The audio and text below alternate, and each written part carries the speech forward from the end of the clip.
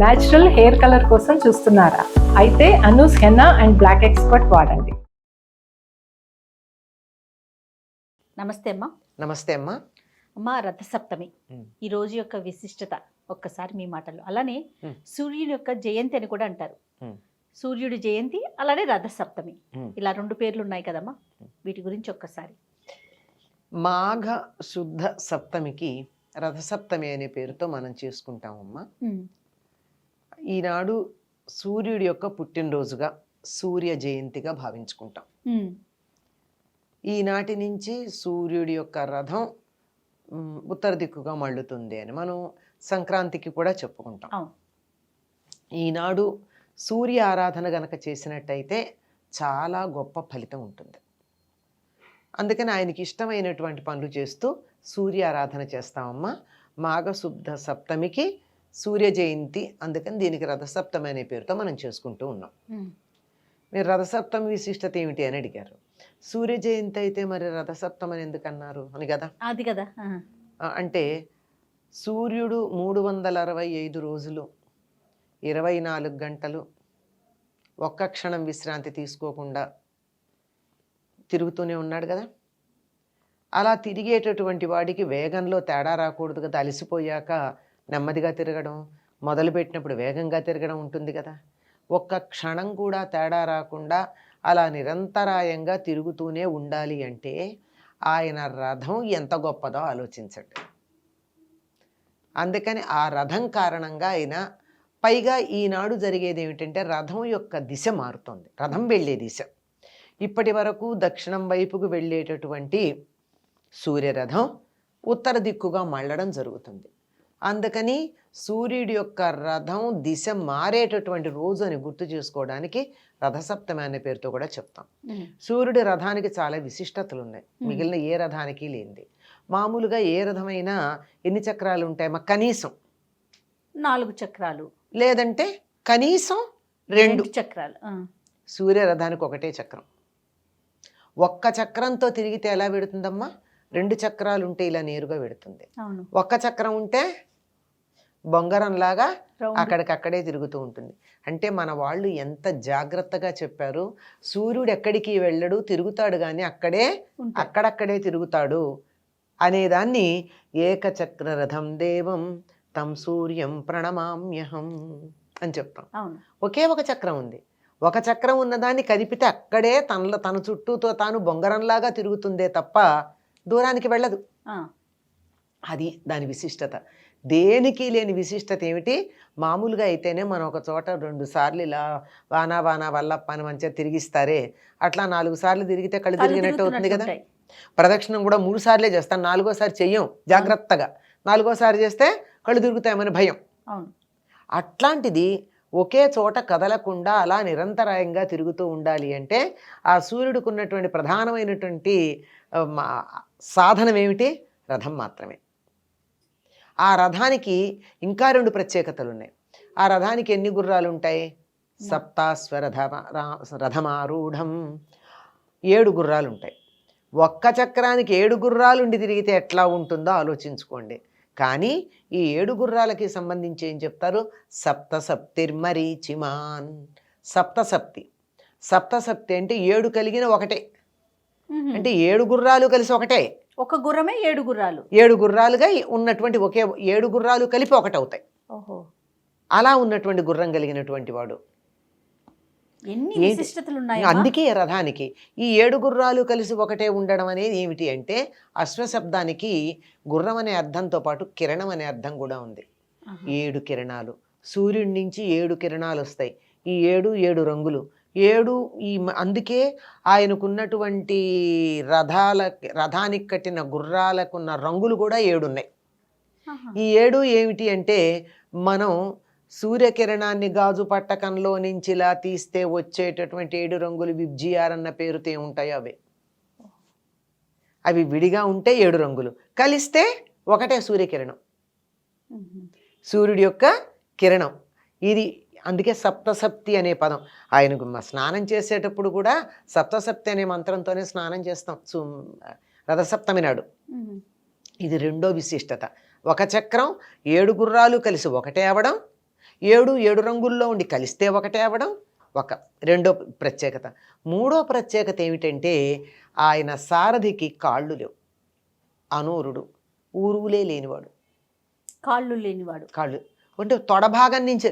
కాళ్ళు అంటే మనం మోకాళ్ళు అనొచ్చు, పాదాలు అనొచ్చు, కాదు, అసలు తొడ దగ్గర నుంచే లేదు, మొండెం మాత్రమే ఉంది.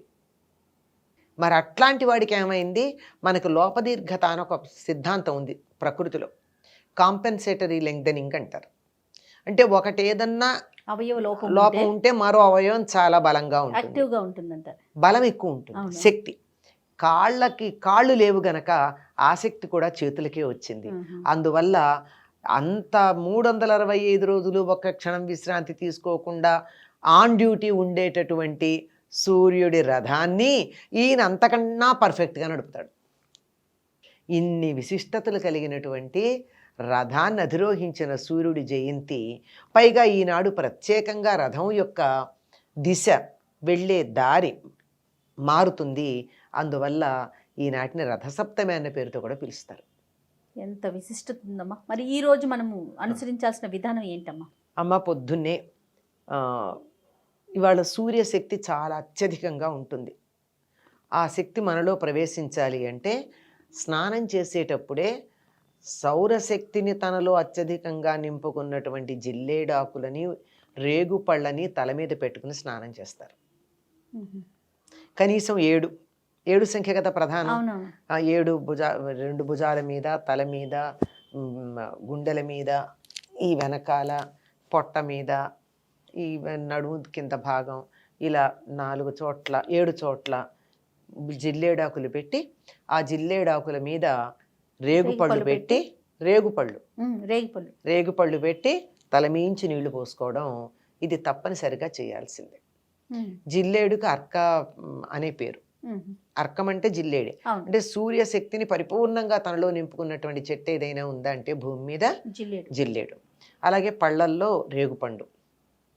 అందుకే సంక్రాంతికి కానీ రథసప్తమికి కానీ రేగుపండుకు అంతటి ప్రాధాన్యం. ఈ స్నానం చేసిన తర్వాత పాలు పొంగిస్తాం. సూర్యుడికి చాలా ఇష్టమే కాదు పాపం, అది తప్ప ఇంకోటి తినలేడు ఆయన. ఆయనకి పళ్ళు లేవు సూర్యుడికి. దక్షయజ్ఞ సమయంలో ఆయనకి పళ్ళు కాస్త రాలిపడిపోయినాయి, అంచేత బోసివాడు. అవునమ్మా. మరి అలా పళ్ళు లేని వాడు గట్టి పదార్థం పెడితే ఏం తింటాడమ్మా? అందుకని మెత్తగా పరమాన్నం చేసి పెడతాం ఆయనకి. ఇది కూడా ఎట్లా చేస్తామంటే తులసి దగ్గర మనకు చక్కగా ముగ్గు వేసి అందులో దాలి చేసి, దాలి అంటే పిడకలతో చేసినటువంటిది. ఇది కూడా ఆవు పిడకలు అంటే మనం సాధారణంగా గొబ్బెమ్మలు పెట్టినప్పుడు ఆ పిడకల్ని గొబ్బెమ్మల్ని గోడ కొట్టి తయారు చేస్తాం. దాంతో తయారు చేసి దాని మీద వండుతాం. మిగిలినటువంటి దైవాలందరూ మనకి బొమ్మల్లోనూ, ఛాయాచిత్రాల్లోనూ, విగ్రహాల్లోనూ ఉంటారు. కానీ ఈయన కోసం అట్లా బొమ్మ మనం తయారు చేసుకోవాల్సిన అవసరం లేదు. ఎందుకని? ప్రత్యక్ష దైవం ఆయన మనకి ఎప్పుడు ఎదురుగా కనపడుతూనే ఉంటాడు కనుక తూర్పు దిక్కుగా ఆరు బయట తులసి కోట దగ్గర ఈ దాలి ఏర్పాటు చేసి దాని మీద పాలు పెట్టి, పాలు పొంగుతూ ఉన్న సమయంలో, ఇవి ఆవు పాలే వాడాలి, పొంగుతూ ఉన్నటువంటి సమయంలో బియ్యం కొంచెం నెయ్యి రాచినటువంటి బియ్యాన్ని అందులో వేయాలి. ఆ పాలతోనే ఆ బియ్యం ఉడకాలి, మెత్తగా ఉడకాలి. ఆ మెత్తగా ఉడికే ఆ సమయంలోనే అక్కడ కూర్చుని సూర్యుడిని ఆరాధించాలి.